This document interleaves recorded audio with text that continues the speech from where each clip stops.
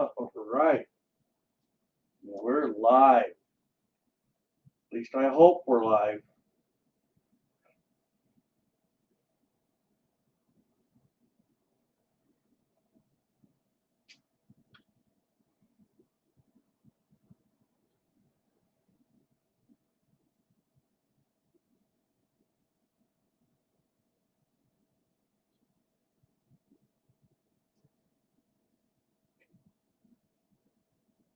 Here we are.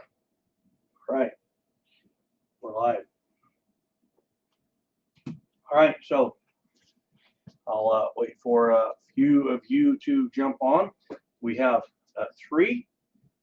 Good day to everybody. This is my live stream, and what I'm going to do for my live stream is I'm going to charge my cases, and I've got them all prepped and primed, and so we're ready to charge and seat. Just something simple. Remember, this is my journey into my long distance fun, my long distance shooting. I'm just sharing my journey. This is not a how-to, but the other thing, this isn't me asking others how to do this. This is me applying what I know, what I've read, what I've learned, my hands-on, and just going forward. Some of my hands-on going forward, I've never worked with this capacity, so I'll learn, and I'm super excited. So, and I'm going to explain to you kind of my my I want to say it, my database, my data, what I'm using to in the way of my information for my load development. I think that's really important. So we have Jay Bruce in the house. It's good to see you. Thank you for joining. We have Motor 953. I've missed you, partners. Really good to see you. So as we have everybody coming on, I'll start by kind of showing you this. So I have I utilize the Google spreadsheet. From what I understand, Excel is a better setup, but just for me learning, this is all new. I'm learning that I can get the Google spreadsheets to work for me and do what I need. And so I'm going to tell you a little bit about my spreadsheet here, if you will. Okay. So basically, my spreadsheet. Hey, Mike Meek. But buddy, I really appreciate that. Mike Meek is going to hook me up with some more 45 auto brass, which I'm super grateful for. I really am. Thank you, thank you, thank you. I also gave him a list of other brass I use, so maybe he can scrounge that. So thank you, buddy. Big Jake's in the house. Michael Daniels. Big Jake says, hi, everyone. I'm here for now. After an 8-hour drive, I'm beat. Yes, driving just beats the heck out of you, doesn't it? Michael Daniels, I appreciate all the information that you have given through the years. That has helped me in my reloading journey. Boom, you're awesome. Thank you. I really appreciate that because that's just my goal. My goal is just to help people, right? Whether my information is right or wrong, at least it gets them going in the right direction, right? And we got, thank you, Mike. I appreciate that. Raphael Oranchi in the house. I know I did not pronounce that right. I know I didn't, but welcome. It's good to have you. Running with Scissors. Catch you on the replay. Too many good college football games on. Yeah, I saw that. And we're lonely this weekend. We don't have BSU playing, so we're kind of in a stir. Critter 9A. You need to unload some of your brass. You need to go shooting. Oh, we got Andy, 79Z28. So what I was getting ready to say about the Google spreadsheets is what's really cool. I'm going to show you this if I can find it. So when I go to the drive, my drive on my Gmail, it's pretty cool because I can pull my spreadsheet up, the spreadsheet that I have here, and I can update it real time. And as you'll see, for some of the charge weights that I'm running, I can put my velocity in there while I'm shooting. So as I'm shooting, I do have my access to my spreadsheets where I shoot out in the desert. Bam, I can put my numbers in right there. And so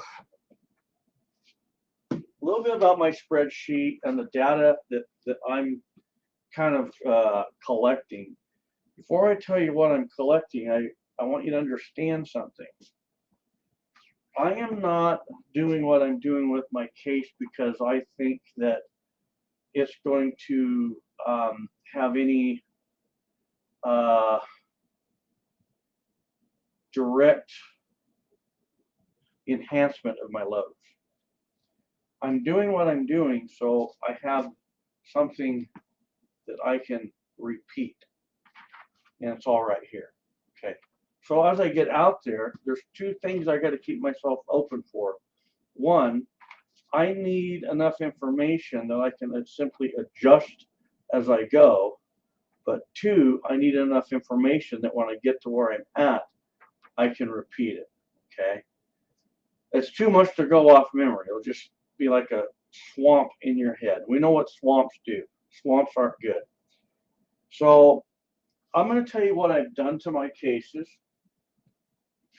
And some people don't agree with me. Some people do. Some people don't care. As a reloader, you have to try things. You just do. It's you have to try and then eliminate what doesn't work, right? So I'm trying, right? I get guys sending me Gmails and some guys just almost hate you for not doing what they say, but that's okay. So on my brass, the first thing I did was I resized my neck. My expander is about right at 1,000th under my bullet diameter. So when I seat, it's going to be as perfect of a seat as I can get in the way of neck tension. If the expander is too big, there's a chance that you can buckle the neck of the case or just kind of off it a little bit. You don't want to do that. So I have I've worked the necks over. I did uniform my primer pockets, and I did I took my primer flash hole reamer and I beveled it. On the Lapua brass, Lapua, as Andy would say, Lapua,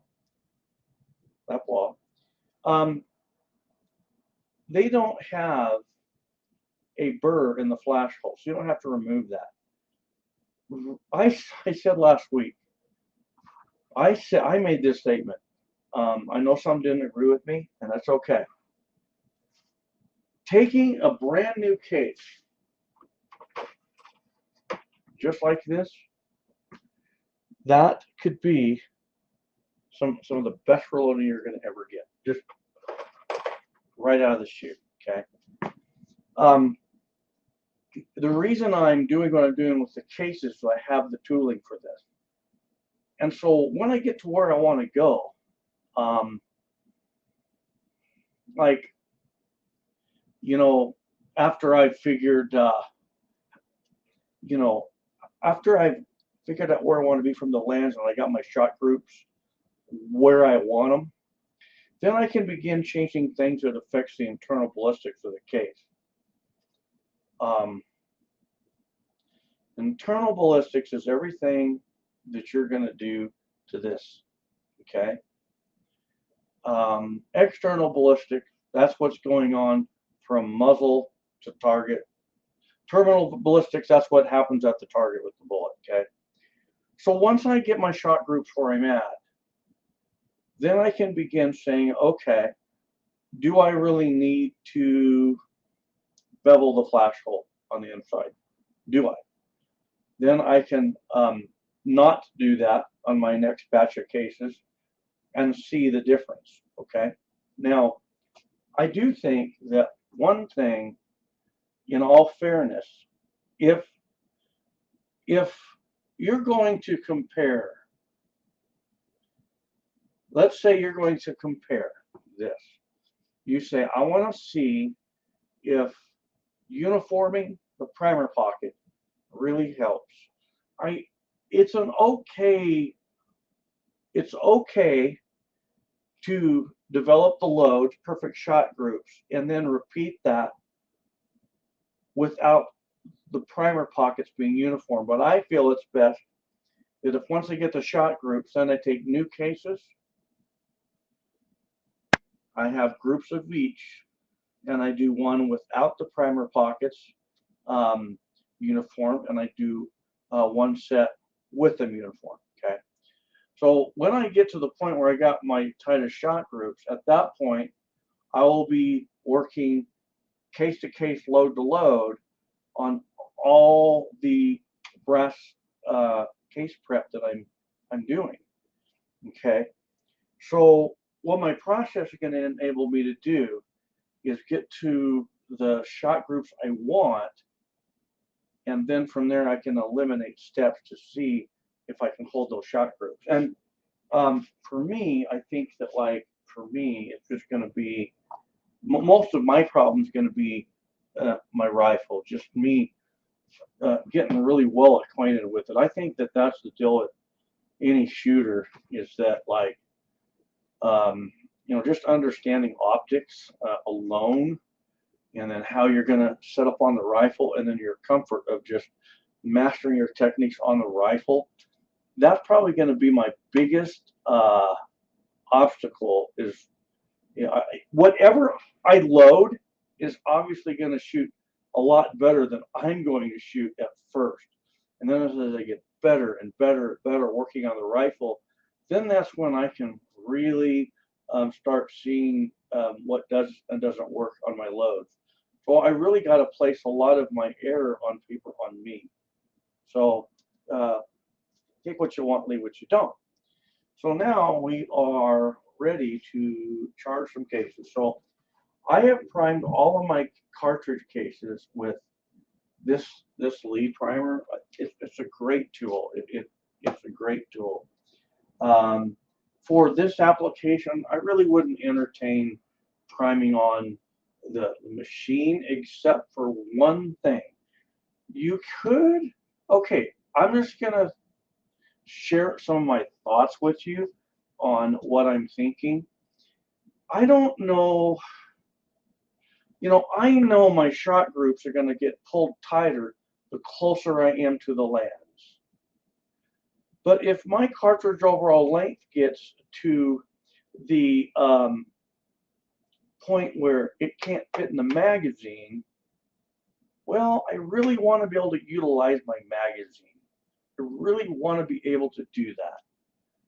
So at that point, you know, I might say, you know, I'm going to settle for the shot groups I'm getting with it, because really, I may not necessarily be looking for just the tightest shot groups. What I'm wanting to do, and this is really what I would like to do, guys, I would like to be able to take my rifle out there and be good at taking my minute of angle adjustments and just hitting my targets at random and hitting them square in every time, as opposed to just a little shot group. So to do that, I got to be loading for my mag. Now, based on that, if I can successfully prime on the machine, and my priming is, I don't want to say it, if I can finesse it enough on the handle to prime it good enough that at 1,000 yards, bang, I can hit steel, bang 600 here, bang 800 here, making scope adjustments as I go, then I think priming off this would be sufficient. But until I get there, I have to prime this way. So what I'm going to do is I'm going to remove this from the bench. Now, That I'm with Andy. He's saying load to magazine length. That's really me right there. Okay, there we go. I agree with that, Andy. That's kind of where I'm at. That's for me, that's real world. Okay, so I'm gonna move this bad boy. Give me just a second.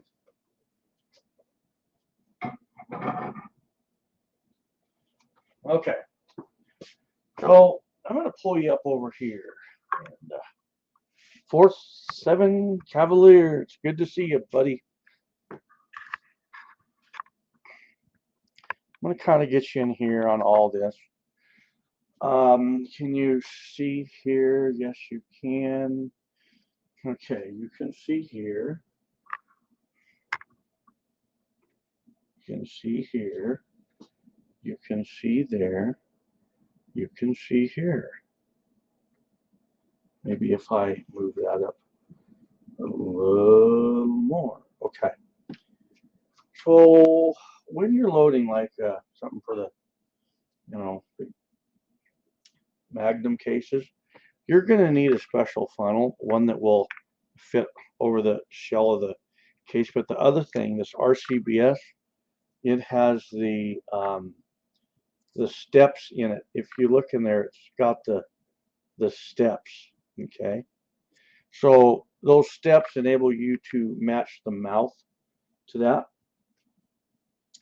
One thing I wouldn't do is, like, if this is the funnel you have, you see how the mouth doesn't really match up in there? There's a gap. The mouth doesn't seal into the funnel. You kind of can charge it that way, but you're always going to lose some granules, and it's those granules that you really need. So I will tell you, okay, so for accuracy, we know that the bullet has more to do with accuracy than your case, primer, and powder, right? But your powder has so much to do with everything. Everything. Get your velocity where you need to be, those shot groups, everything. And so, like, okay,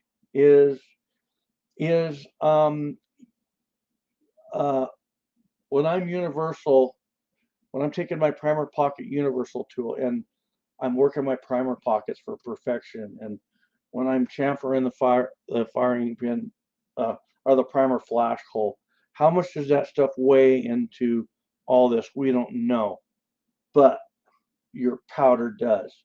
So approaching your powder, everything has to be spot on. Don't settle for second best on that. So now what I'm going to do, I'm going to flip this around, just because the first thing I want you to understand is I have a digital scale here. I have this just in case I have to change something here for the live stream. It's quicker than that. So for the live stream, I don't know if we'll use this. I just might have to change something for an illustration. I don't know. But when you're developing loads for something like this, I just said your powder charge is everything to your loads. Don't take second rate. Only use one scale. Either use this or this. It does not matter to me which you use. My preference, when I'm working up my loads for optics, this is where I do it. So, so now what I'm going to do, if you guys have been following my channel over time, you know that when your powder measure sits, that you're going to go ahead and reuniform it and cycle it. So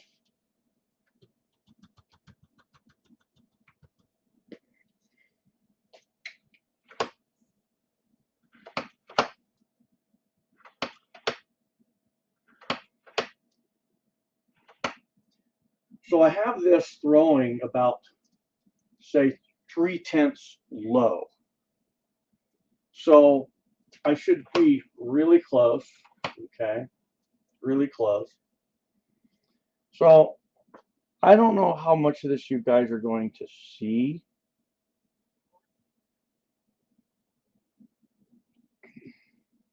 I'm about 3/10 low. So I'm going to trickle up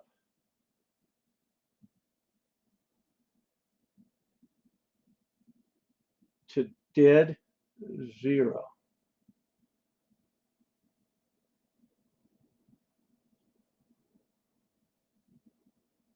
Okay?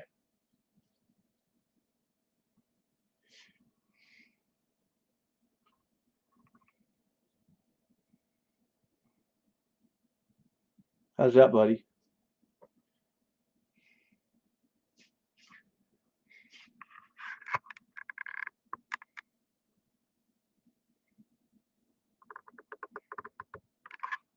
Okay? Now, I want to show you something. I'm going to show you something that I did before my live stream started. I took my smartphone and I put it on my camera, and I've already got my magnifier set. So my charge, this charge is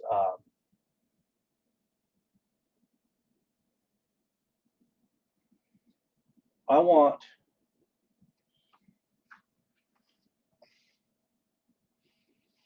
83.8.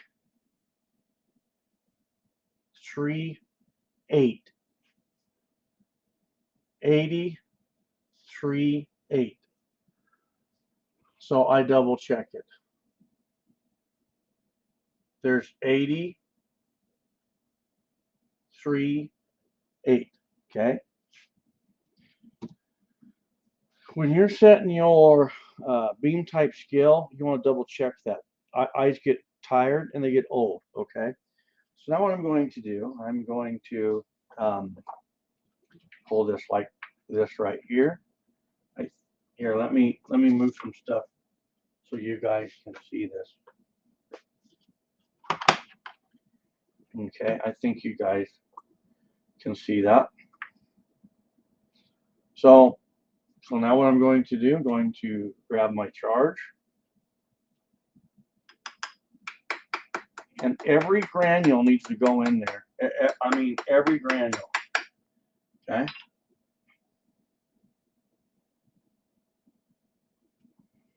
Okay. Now, this is just kind of me. Let me grab a light here. I need a light.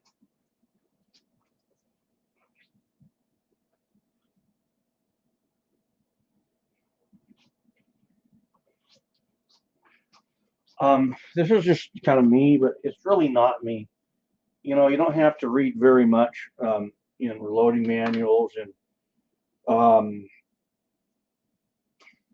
published data to learn that you want to be somewhere close to a compressed load and maybe compressed. All right. So, oh, where did I just put my? Oh, there it is. Okay. All right. So there's my first one.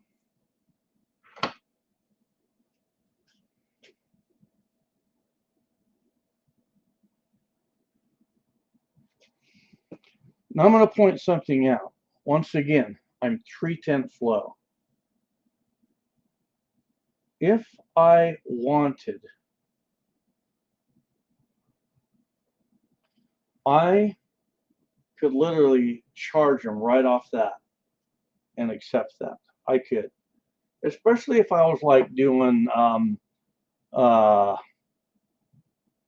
I'm just saying, I was going to say if you're doing 1 grain increments, you could do that. But I prefer, when I'm developing loads like this, I prefer to throw low and trickle up. Okay. So now I'm going to charge my second one.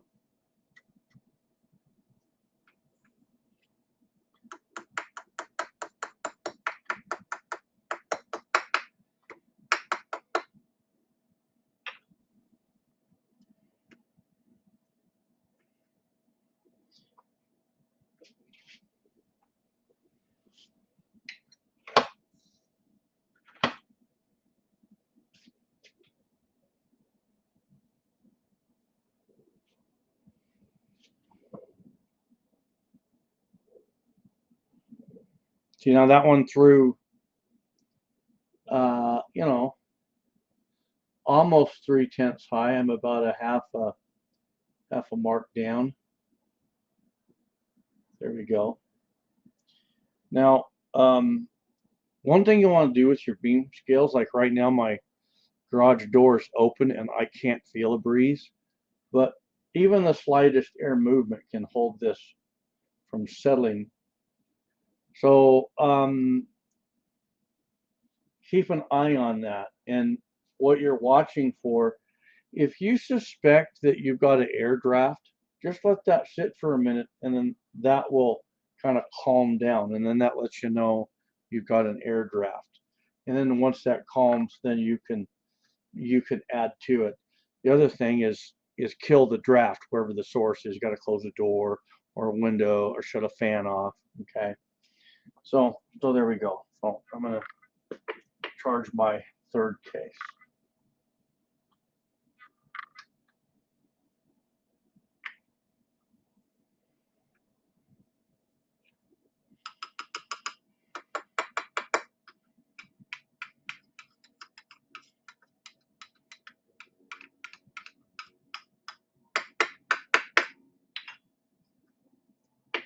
So this powder, that's a really fine powder. When you're working with like extruded powders, when you pour that into the funnel, you want to kind of roll it, and it'll fill even in the case. Okay. So now my next charge weight is going to be. Now I'm going to move up to 85. So now I'm going to set this to 0.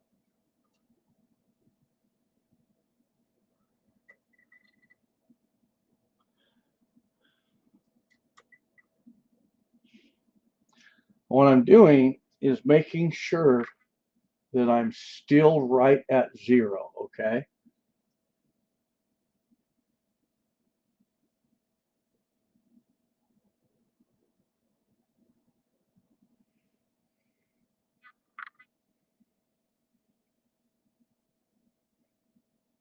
Okay. So now what I want to do, I'm going to put that at 85. And we're going to double check ourselves on this. Okay. Get a magnifying glass, get your phone zoomed in, 75, 80, 85. Okay. So we're looking pretty good. So now what I'm going to do, I'm going to come over here like this just because I kind of know that. I'm taking a guess at where I need to adjust it to. Whenever you adjust your micrometer, you know, cycle it a few times. Okay, so I cycled it 4, and I'm going to charge the pan and I'm going to weigh it.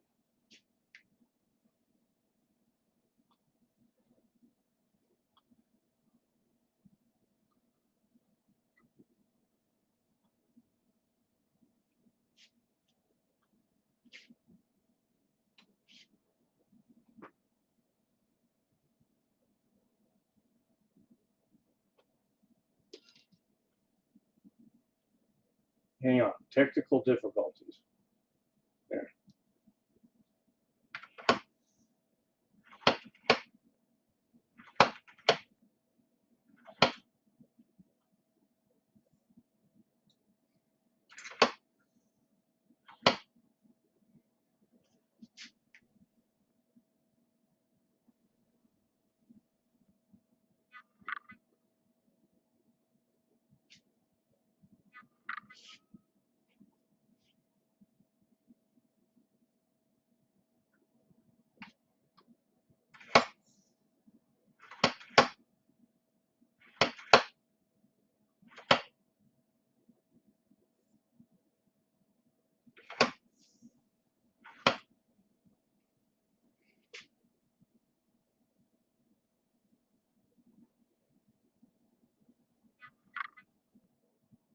Hang on, guys. I think my scale's stuck here.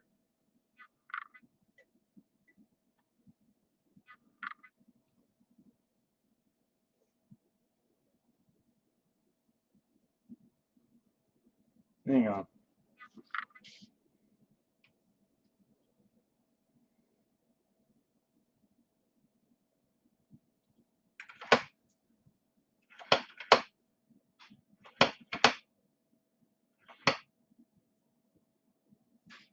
So this is one thing handy about having a digital scale. You can use it to reference, which is why I'm using this. So.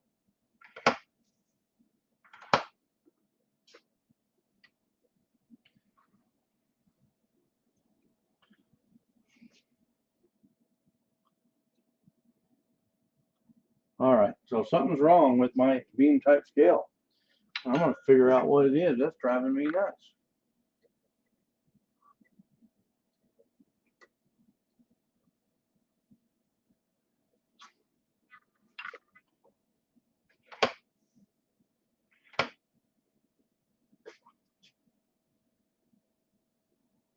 Huh, that's the most doggone thing I've ever seen.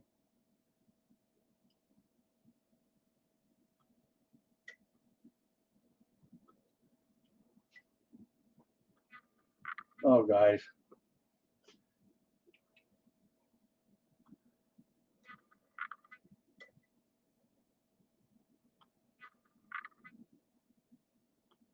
Okay, there is dead zero.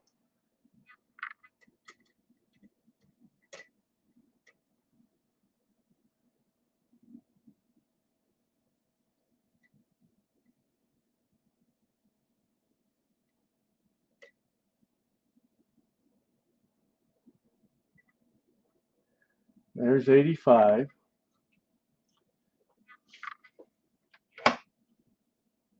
Alaska one, Andy. There we go. Don't ask me what was wrong. It was just bound up for whatever reason. All right, we're back in the show. Things are going to happen.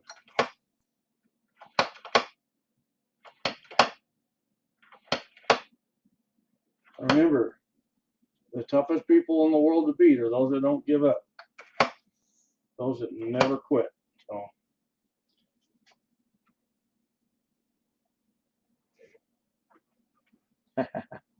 All right.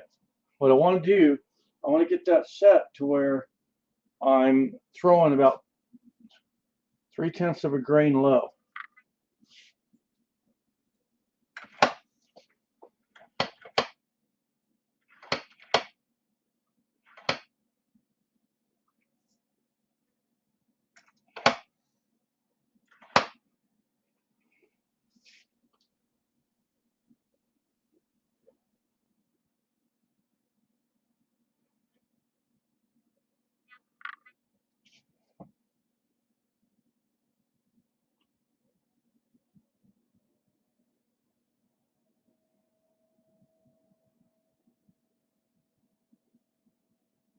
Okay, I'm over a half a grain off. So while that settles out, I'll adjust that up. Perfect. So now, one thing I'm going to do, guys, I'm really a stickler on this because I'm the one that has to pull the trigger. Okay, I'm at 85, just like I need to be. Double check your data. All right. So there's my 85 grain charge.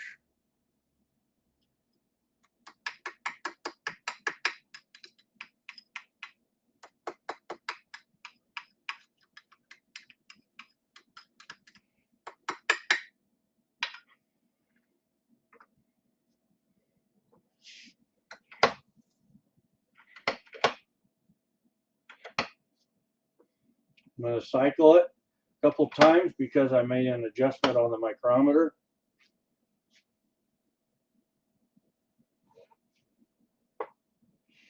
Okay, I'm about 4/10 of a grain low yet.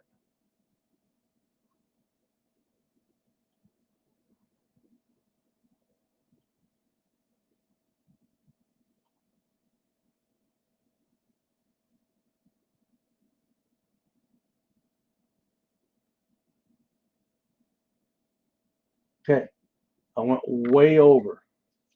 Suddenly, I went too far. I went way over by about 2/10 of a grain.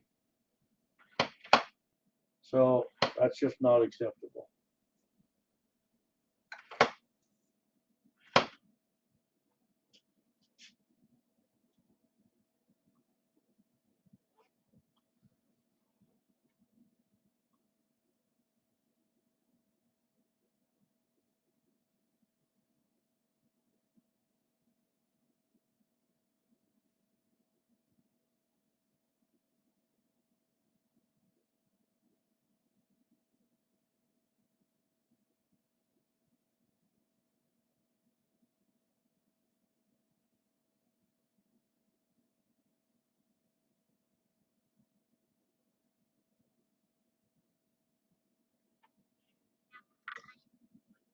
About 1 grain over.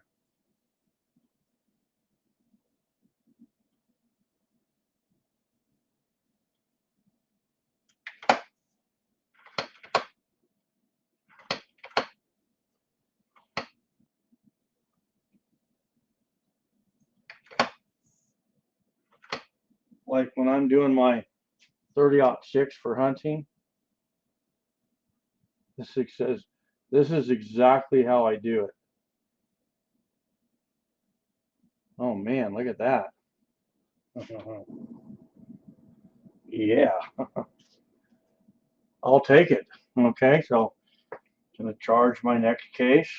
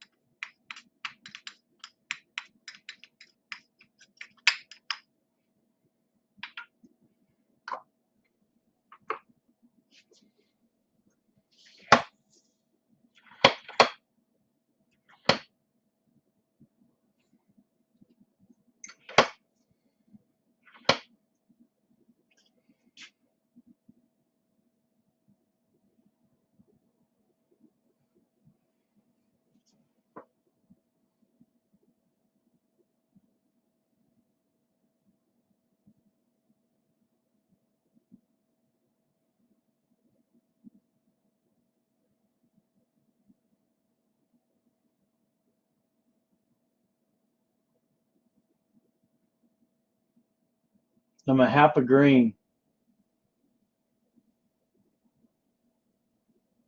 Yeah, I want that Frankfurt.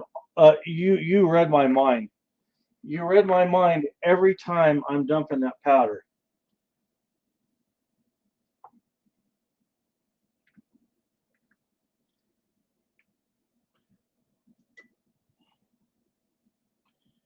I mean, this funnel is so bad that I bet if I dropped it, you wouldn't want me to send it to you, Andy.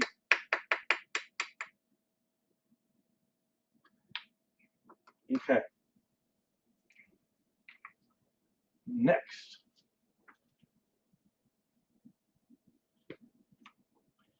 So now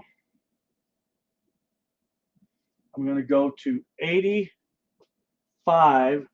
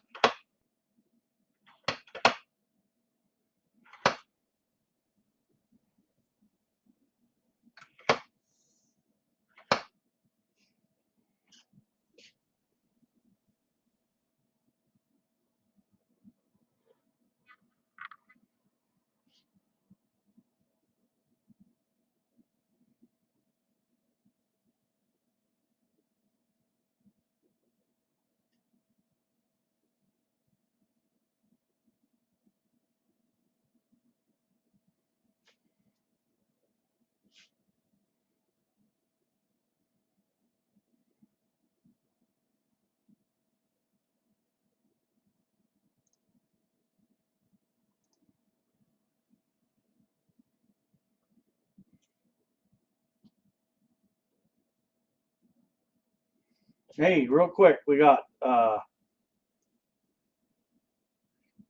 Curtis Long in the house. Good to see you, brother.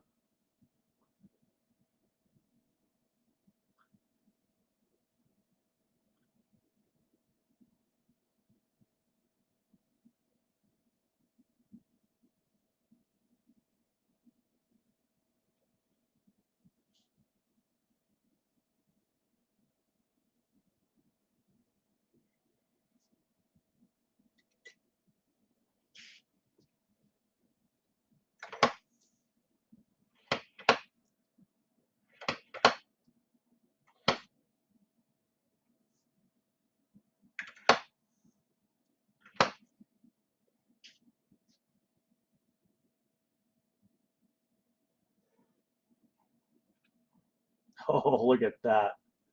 Oh, yeah.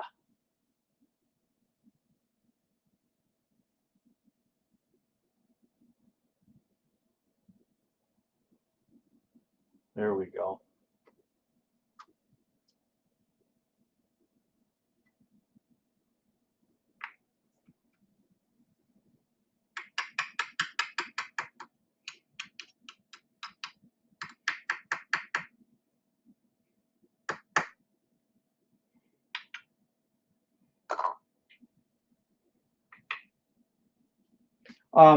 I do. I I do totally trust my electric powder drop. Um, but I love this. So I enjoy this.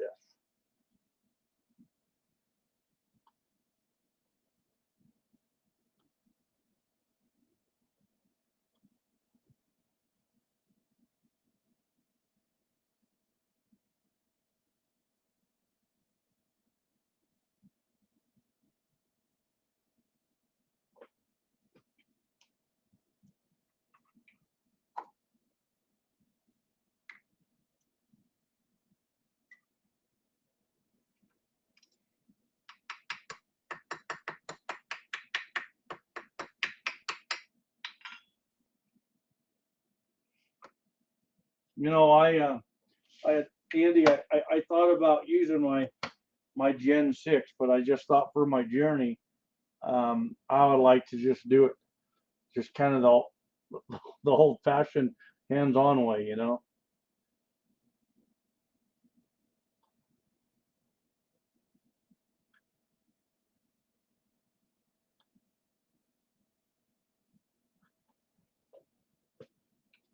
Okay, here we go.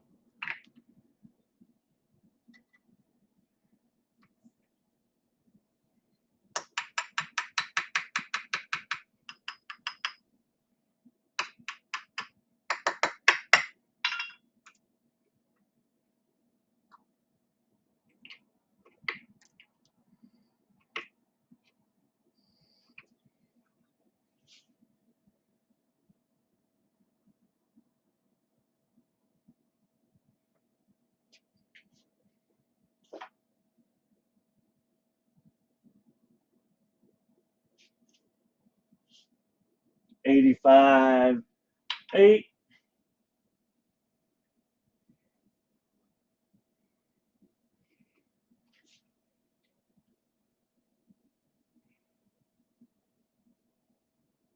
Man, we're looking good.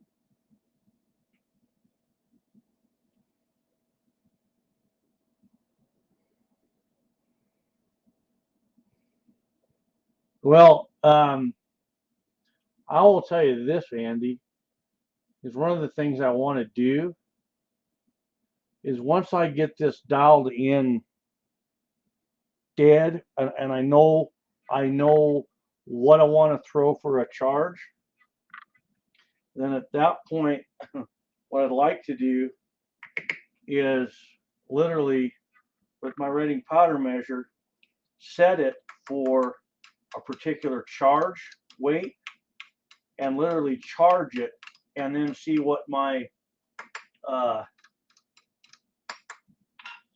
you know, what that does with, you know, my velocities and my shot group. So I have thought this out pretty well, you know.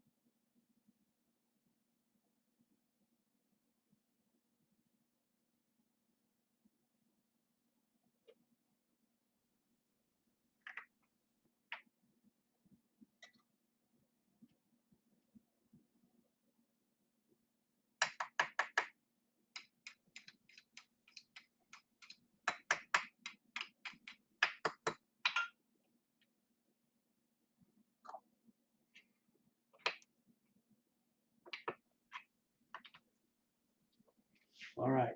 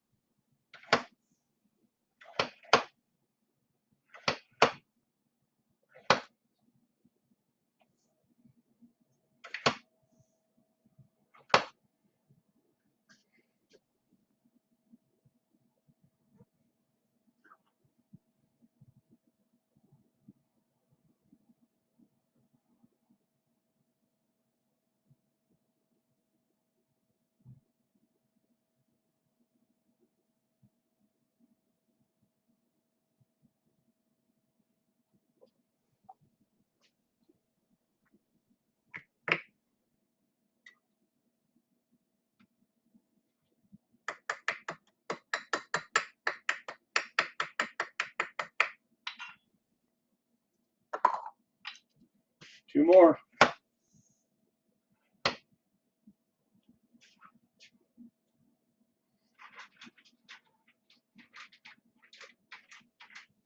Well, I'll take one. I'll take it out.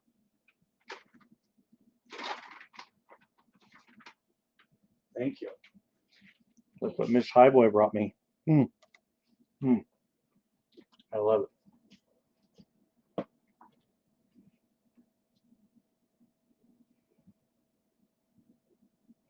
This is custom pepperoni.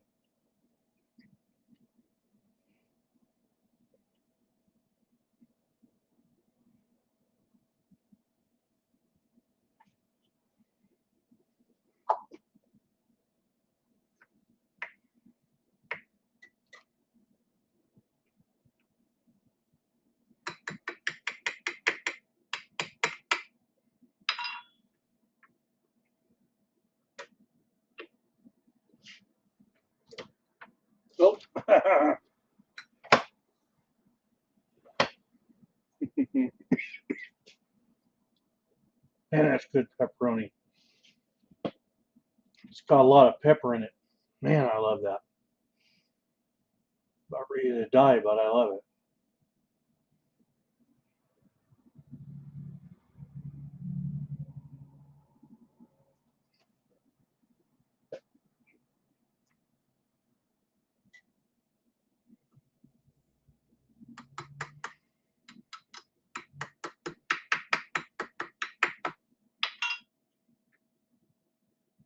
All right.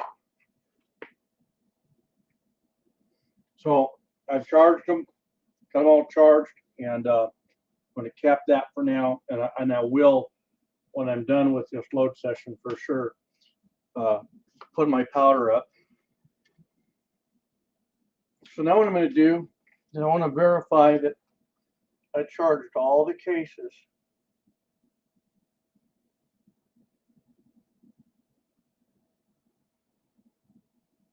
There we go. So about like I don't know, it's been a couple months now. I was out here loading.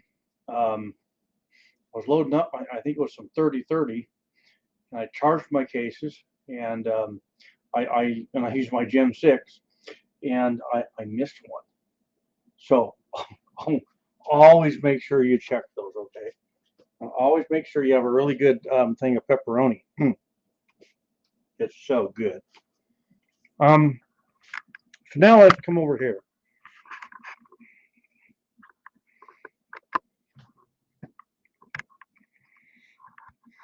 So I'm going to kind of explain something. Andy commented, you know, trusting the Gen 6 scale. I love that scale. I really like my Lyman Gen 6.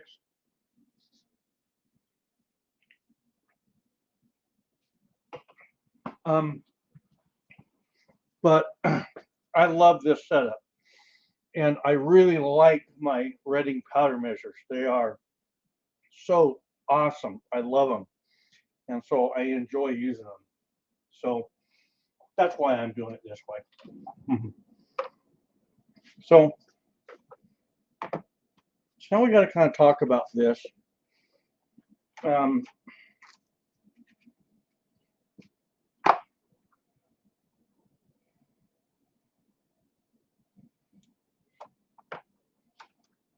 This is the the neck die. This is the die that we address the neck. This is the body die. All right. So I didn't utilize this because these are new cases. We don't want to do anything with our new cases yet. When we come back and we need to, after we fire form them to our chamber, then we'll come back and we'll address the neck and then body sizing, but we'll address those in separate steps. So that's when we'll be utilizing that die. So this is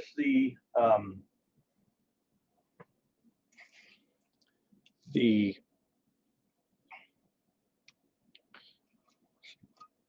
seat die. I'm going to kind of show you this.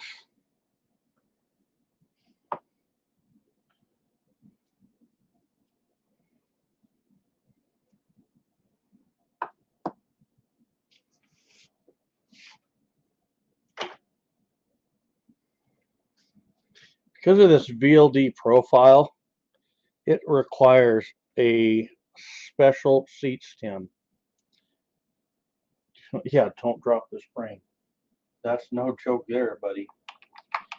So this is the one that came with it. Watch this. It's a no-go. Okay. You'll ruin the drill point of the bullet. So don't use that. If you're going to be using VLD bullets, then you need to get a hold of your die manufacturer and get this special stem, and it literally cradles it like a glove. Okay. We have Milsurp Duo in the house. Good to see you, buddy. So basically, this is our floating sleeve that's going to help us to where it aligns the bullet before it begins seating it. That's going to build into concentricity. I have I actually clean this off, spray it down, and then this spring, or I mean this seat stem goes in there just like that. It's pretty simple. There's our spring.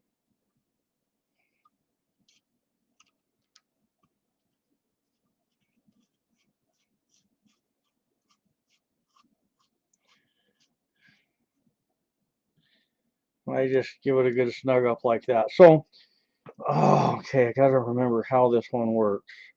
I'm gonna back it out. You don't want to over back these. Okay, to just three. Just three. So how this works, I'm gonna try and get you in on this a little bit. A little better view.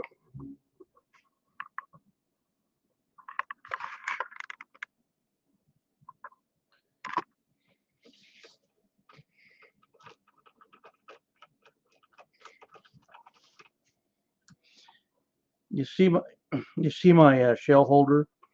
It's making contact with that inner floating sleeve. You see that?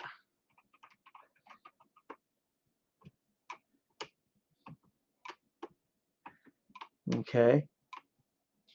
So what we're going to do is run it down until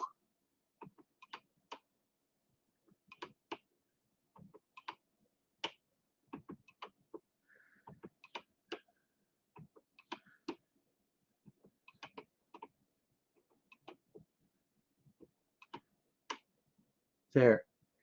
I just want a little bit of cam over, not much. Okay, so that sleeve is all the way to the top, and then we got cam over based off the body of the die. So I'm going to tighten that lock ring down, and I'm going to make sure it's good and tight. And then I'm going to go ahead and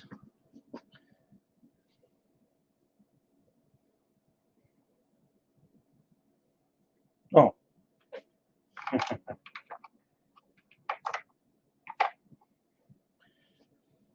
Wrong one.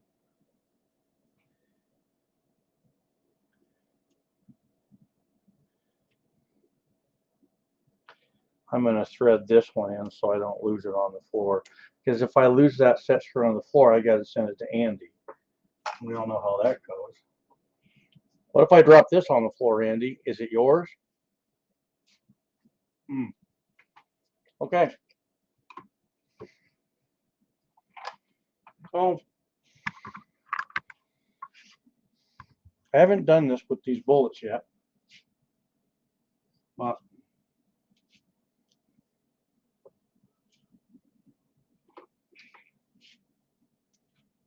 I'm going to take 15 of them. I'm going to put them into this bag. So how these bullets are made, these are fantastic bullets. It's got a lead core, a jacket, and a machined aluminum tip. The reason I chose these is for getting into long range shooting.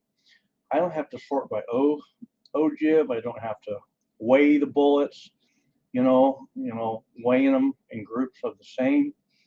This is like as good as it gets for a bullet. As a matter of fact, I'm seeding off cartridge overall length for right now.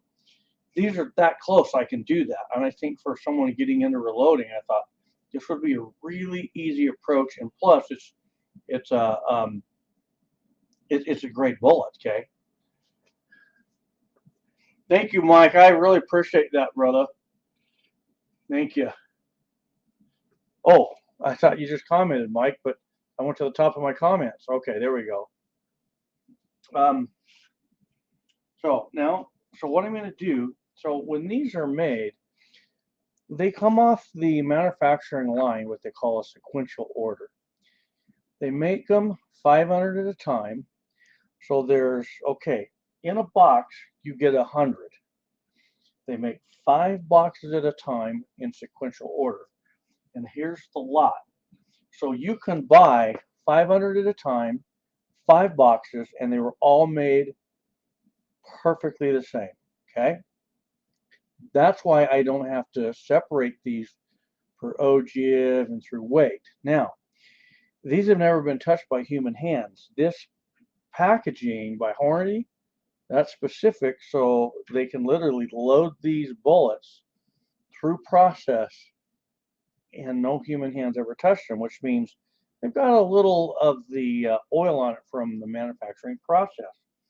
So what we do is I'm going to put them into this bag. I'm going to dump them in there like that. And now very carefully, I'm going to cover those bullets like that. And now what you do is you just take it. We're just going to roll them in there. Just roll them. And this bag is going to remove that oil and possibly put a little shine on our bullets, you know. Okay.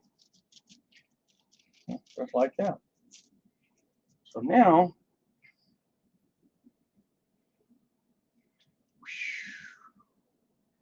they are, we're going to be cooking with US 896 guys. That's what we're going to be, or 869, not 896, 869. All right. So I'm going to use the cheater method for seating my bullet. My cartridge length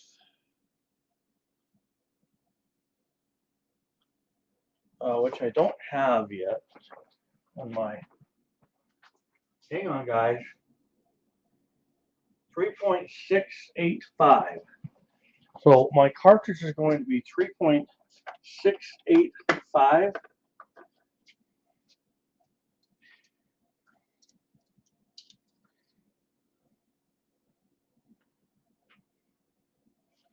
That one's not going to work, but this one will. Okay. So what I'm going to do, I'm going to take a case with a known length and place it into there like that. I'm just going to run it up. Okay, and now I'm going to run the seat stem down.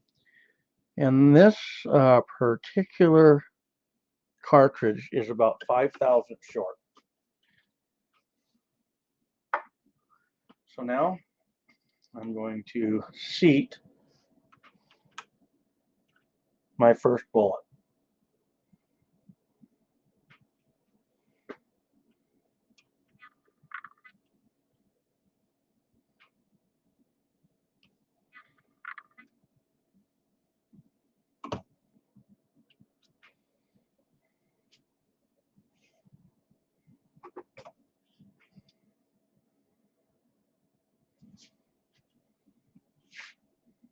I'm 8 thousandths long.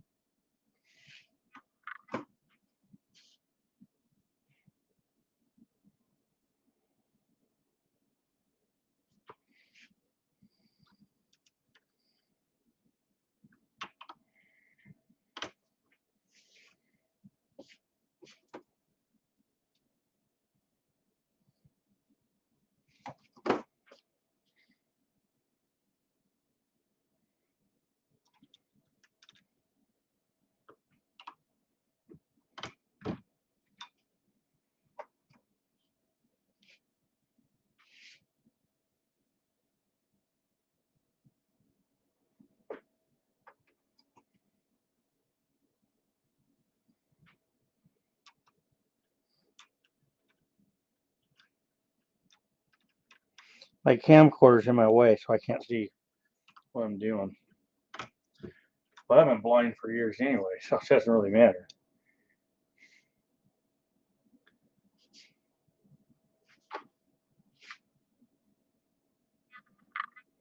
We're right there. So now what I'm going to do, I'm going to sit here. I'm going to sheet all these bullets.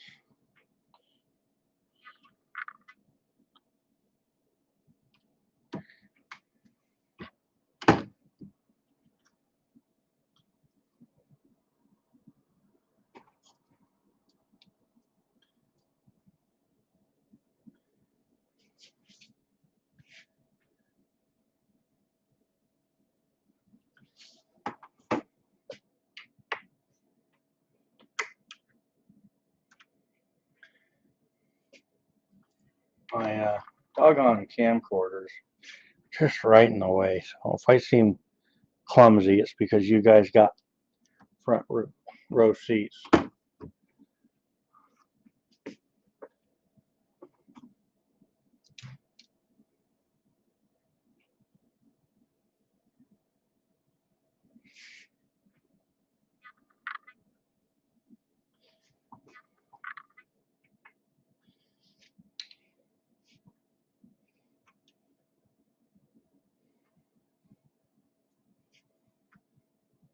Oh wait, that's my pepperoni.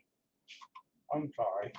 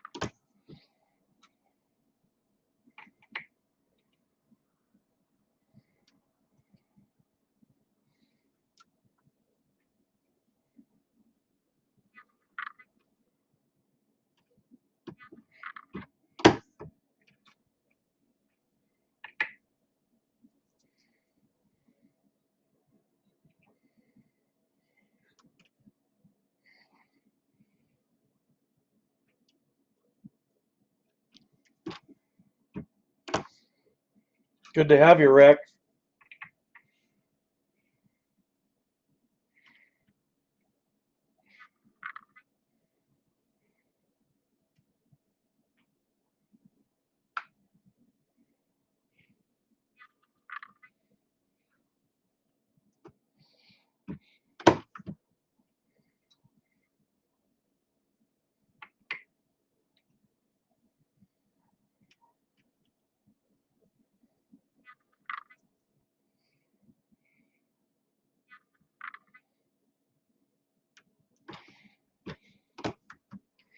If all you're struggling with is a thousandth, that's excellent. I wouldn't even blink an eye over that, buddy.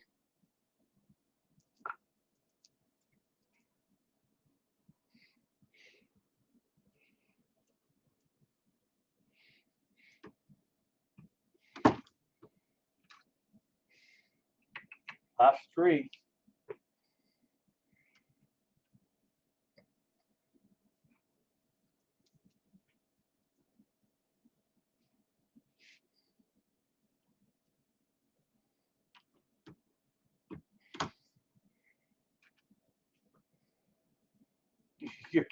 You're welcome.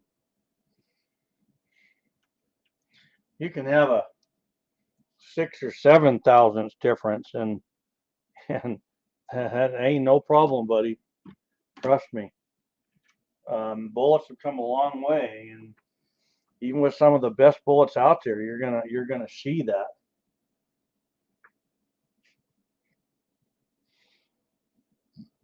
Yeah, I always kind of wondered about that length.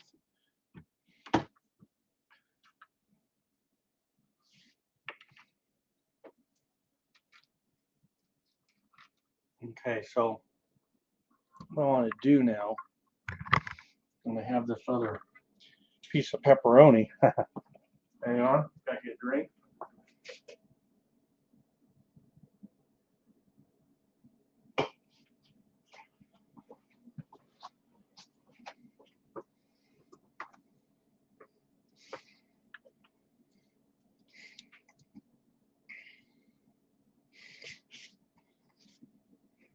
To the thousands.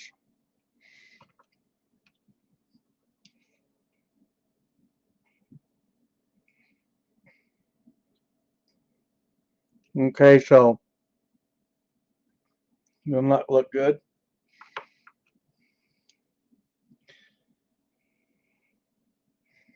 And to all the naysayers out there that told me that this bullet wouldn't come within a thousandth, well, look at this.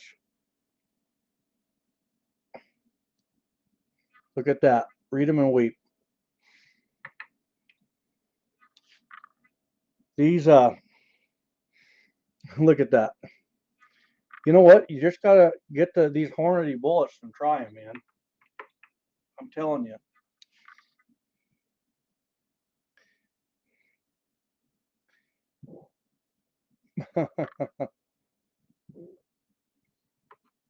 This is what reloading is about right here, man. Isn't that awesome?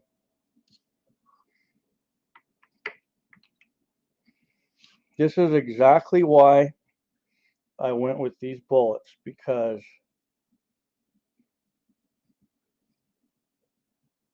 hang on, that one's like, say, 2,000ths difference.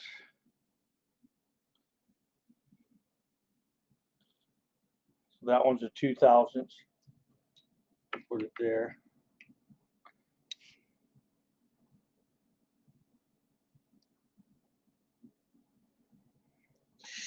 Spot on.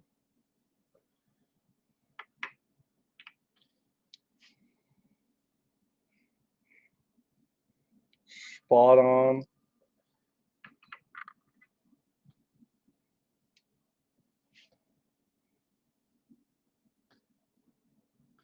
My eyes are getting so bad sometimes. Spot on. Left W, brother. I'm going to get you some of those, so you know. You know what I'm talking about. Spot on. Isn't that awesome? This was the only one out of all those.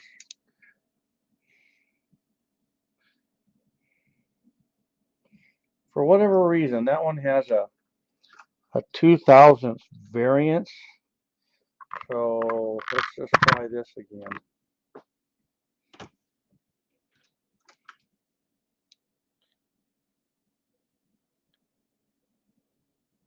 No, we still have a, well, brought it in about by a thousandth. That's not too shabby. That's awesome. Man, that's what reloading is about right there. That's great. So there we go. So these bullets, I didn't have to segregate them out. I didn't have to weigh them out. I didn't have to segregate them out per ogive measurement. I took them all just as Hornady said, all in sequential order, and they all came out down to the thousandths. Just only one is about a thousandth off, just a thousandth. Man, that's awesome. So that's pretty much my live stream. I mean, that's it. I told you guys I would share my journey, and that's what I'm doing, you know, and so I'm gonna come over here, and here, let me pull a bar stool up here, and we'll sit down and see if we can't chit chat, answer any questions it might have. So hang on.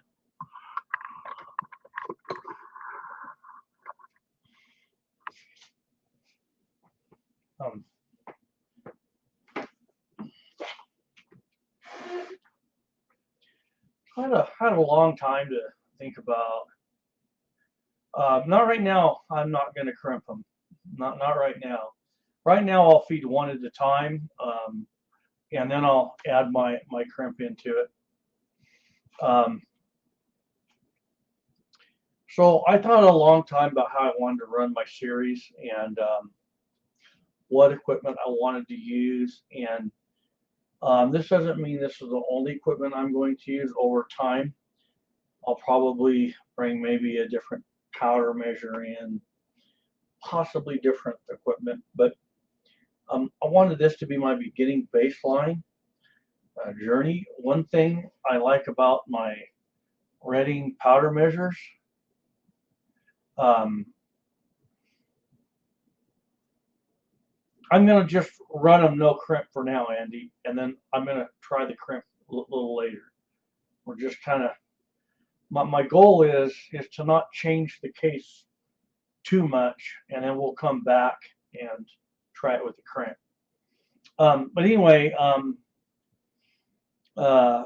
so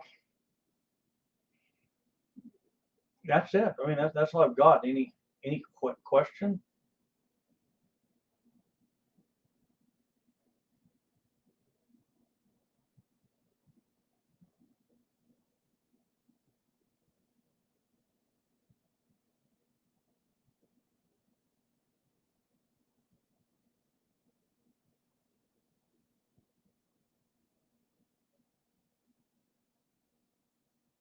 Any questions out there, guys?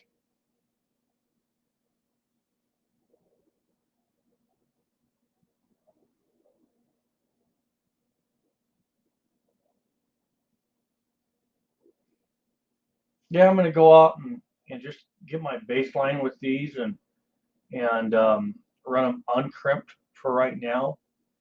I want to see what my SD is going to come out on my chronograph before I do that. And then as I'm crimping, I want to see what's going to happen with my SD from there.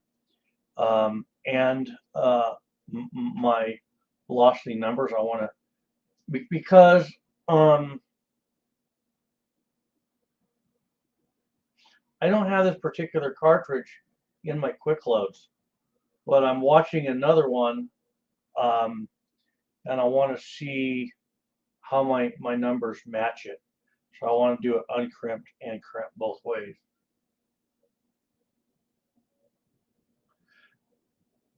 No, last week, Curtis, I had the Big Boss and I had this, and in that live stream, I showed that the bullet runout was the same, the same, and so they were both like 3,000s between the two, and so this T7 was literally keeping up easily with the Big Boss. So based on that, I don't need to run that Big Boss. And I have a couple of guys that I've been talking with who are running the T7, and I've talked with guys running the Dillon 550.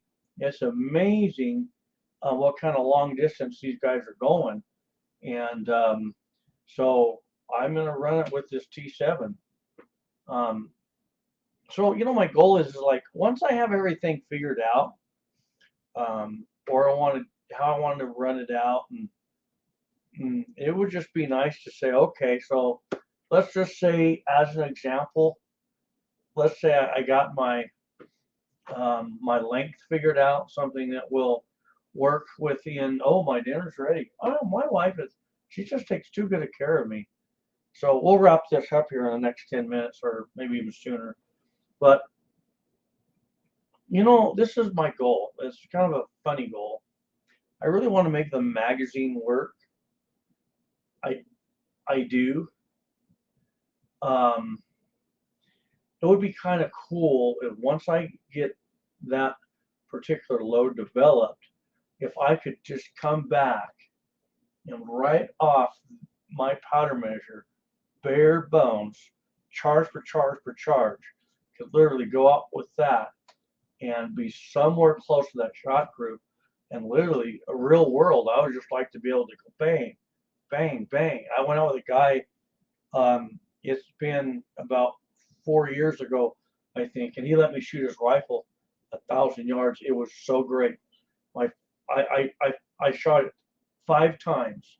All 5 times I hit the steel target, right in the perfect kill zone. But this guy, he could take his rifle, was a 260 Remington, and he could change distances, and he could run his clicks fast, fast, fast, and that's how I want to be. And I like to think that I could develop my bench techniques to where I know what I'm doing, I know what I want to do with processing my cases, and I want to be as efficient as possible. So that's my goal. Yeah, oh, she could make garlic bread. Yeah, she could do that really easy. We have a killer roast that we've been going all day, and we put this on it.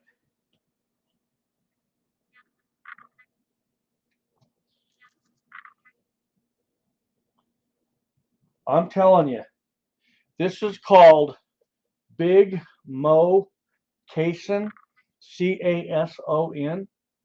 I've only found this in one place local to me. He doesn't have a website or nothing. This stuff is just great, and it's also good on ribs, pork. So that's what we have on our roast in the house. So here we go.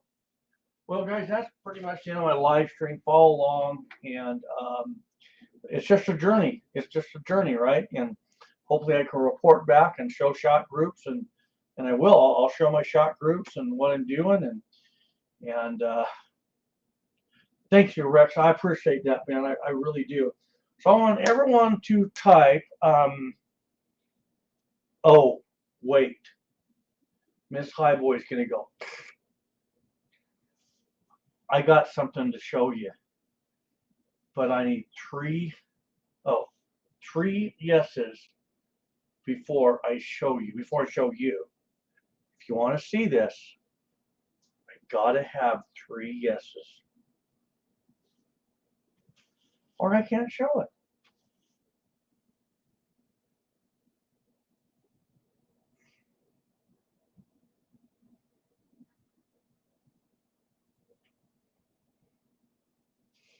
Andy, yes. Curtis, S, yes. Miss Highboy's going, Andy. Hey, 4-7. Hey, you know what? We're all in trouble together. So here we go. All right. So,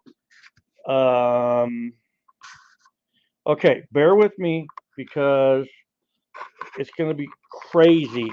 The lighting is going to be crazy. But I'm crazy.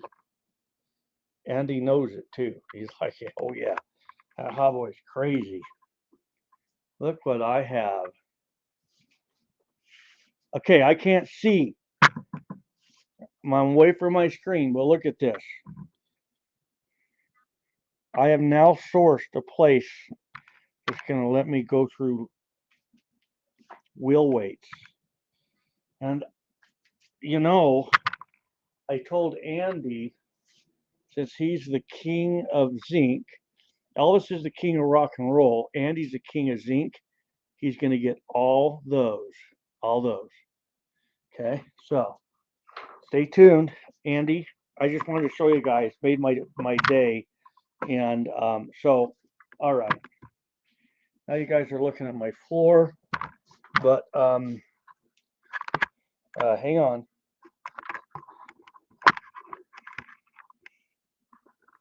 Okay, so I want everybody to type. I want everybody to type. Oh, Merton Siliker.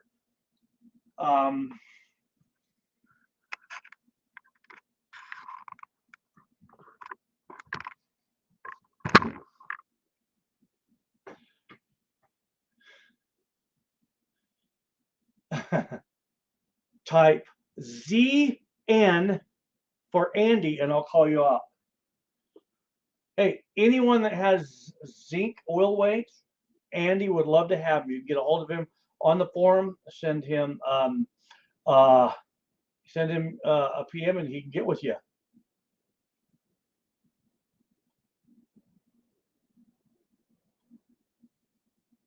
Well, Goofy Gaming, you got to get a gun, and you got to start reloading. We would love to have you in the gun world. We'd love to have you in the reloading world, and we would love to just help you out. So thank you for stopping in, Goofy Gaming. Lev W is out. Andy 79Z28 is out. 47 Cavalier is out. Curtis Long is out. Curtis 9A is out. Keith Page. Everyone say hi to Keith Page. He's out. Oh, wasn't there a rule? The last person in on a live stream has to send Andy a bunch of will weights. It's Keith Page. Oh no, Rob Wells is the last. Rob Wells gets to send Andy zinc will weights. Andy's like, yes, yes. So welcome, Rob Wells. So all right, guys, the beautiful Miss Highboy has a good dinner for me already. I'm gonna go enjoy it. I want to thank you, and you guys always humble me. So here we go. We are out in 3, 2, 1. God bless. We'll see you guys on the next.